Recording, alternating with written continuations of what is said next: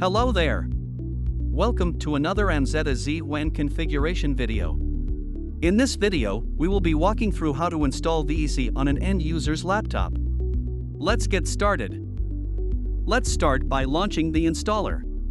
You will see this welcome screen. Go ahead and click the next button. The installer will check the system to make sure all pre-checks are met and all prerequisites are installed.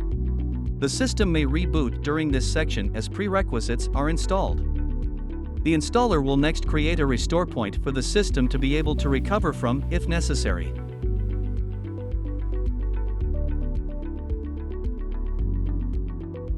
The installer will download the vEC packages for installation on the system. This may take a few minutes depending on your internet connection.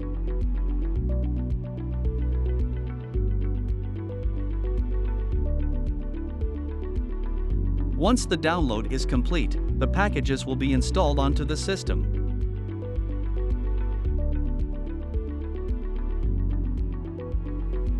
Once the packages are installed, the vEC services will be set up on the system.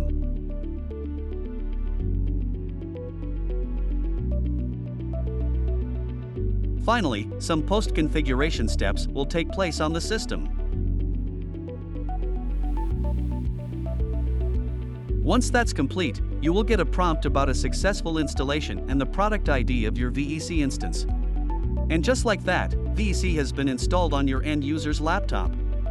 The rest of the configuration will be found in our onboarding video. Thank you for joining us as we walk through the installation of vEC. See you in the next one.